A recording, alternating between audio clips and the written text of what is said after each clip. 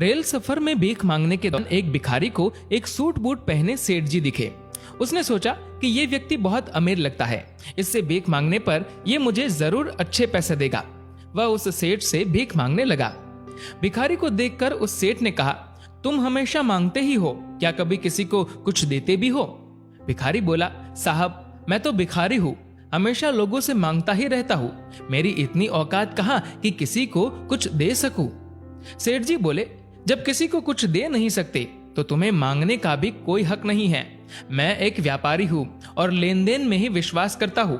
अगर तुम्हारे पास मुझे कुछ देने को हो तभी मैं तुम्हें बदले में कुछ दे सकता हूँ। तभी वह स्टेशन आ गया जहां पर उस सेठ को उतरना था। वह ट्रेन से उतरा और चला गया। इधर भिखारी सेठ की कही गई बात के बारे में सोचने लगा। सेठ के द्वारा कही गई बात उस भिखारी के दिल में उतर गई। वह सोचने लगा कि शायद मुझे भीख में अधिक पैसा इसीलिए नहीं मिलता क्योंकि मैं उसके बदले में किसी को कुछ दे नहीं पाता हूँ। लेकिन मैं तो भिखारी हूँ, किसी को कुछ देने के लायक भी नहीं हूँ। लेकिन कब तक मैं लोगों को बिना कुछ दिए केवल मांगता ही रहूंगा? बहुत सोचने के बाद भिखारी ने निर्णय किया कि जो भी व्यक्ति उसे भीख देगा तो उसके बदले में वह भी उस व्यक्ति को कुछ न कुछ जरूर देगा। लेकिन अब उसके दिमाग में यह प्रश्न चल रहा था कि वह खुद भिखारी है तो भीख के बदले में वह दूसरों को क्या दे सकता है। इस बात को सोचते हुए दिन गुजर गया, लेकिन उसे अपने प्रश्न का कोई उत्तर नहीं मिला। दूसरे दिन जब वह स्टेशन के पास बैठा हुआ था तभी उसकी नजर कुछ फूलों पर पड़ी जो स्टेशन के आसपास के पौधों पर खिल रहे थे। उसने सोचा, क्यों न मैं लोगों को भीख के बदले कुछ फूल दे दिया करूं। उसको अपना यह विचार अच्छा लगा और उसने वहां से कुछ फूल तोड़ लिए और वह ट्रेन में भीख मांगने पहुंचा। जब भी कोई उसे भीख देता तो उसके बदले में वह भीख देने वाले को कुछ फूल दे देता। उन फूलों को लेकर वह लोग खुश होकर अपने पास रख लेते। अब भिखारी रोज फूल तोड़ता और भीख के बदले में उन फूलों को लोगों में बांट दिया करता। कुछ ही दिनों में उसने महसूस किया कि अब उसे बहुत अधिक लोग भीख देने लगे हैं। वह स्टेशन के पास के सभी फूलों को तोड़ लाता।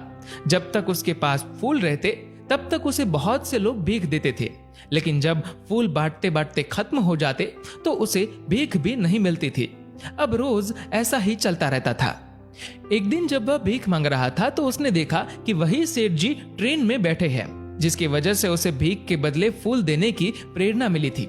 वह तुरंत उस व्यक्ति के पास पहुंच गया और भीख मांगते हुए बोला, आज मेरे पास आपको देने के लिए कुछ फूल है, आप मुझे भीख दीजिए, बदले में मैं आपको कुछ फूल दूंगा। सेठ ने उसे भीख के रूप में कुछ पैसे दे दिए और भिखारी ने कुछ फूल उसे दे दिए। उस सेठ को ये बात बहुत पसंद आई। सेठ जी बोले, वाह क्या बात है, आज तुम भी मेरी तरह एक व्यापारी बन गए हो। इतना कहकर फूल लेकर वह सेठ स्टेशन पर उतर गया। लेकिन उस सेठ द्वारा कही गई बात एक बार फिर से उस भिखारी के दिल में उतर गई।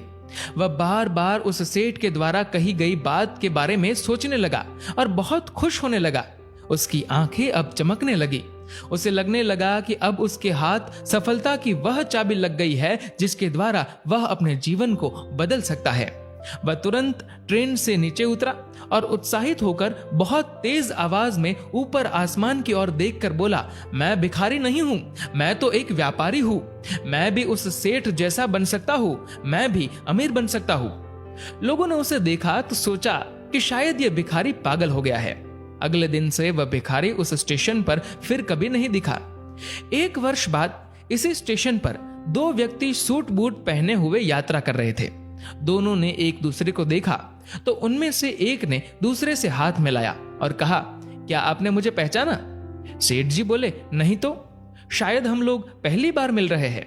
भिखारी ने कहा, सेठ जी आप याद कीजिए, हम पहली बार नहीं बल्कि तीसरी बार मिल रहे हैं। सेठ जी बोले, मुझे याद नहीं आ रहा, वैसे हम पहले दो बार कब और कहां मिले थे?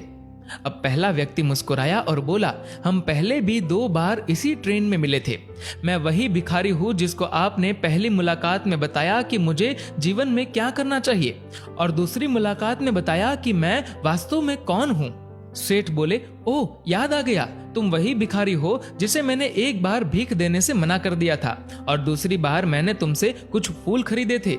लेकिन आज तुम सूट बूट पहने कहां जा रहे हो और आजकल क्या कर रहे हो?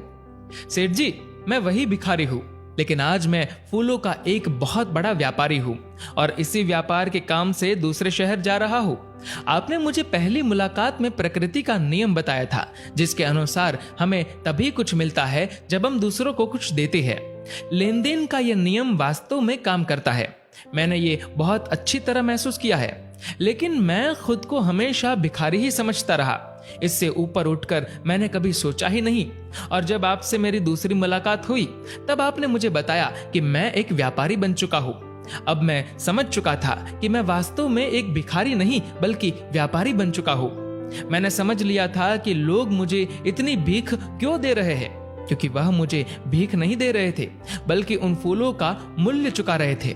सभी लोग मेरे फूल खरीद रहे थे क्योंकि इससे सस्ते फूल उन्हें कहाँ मिलते।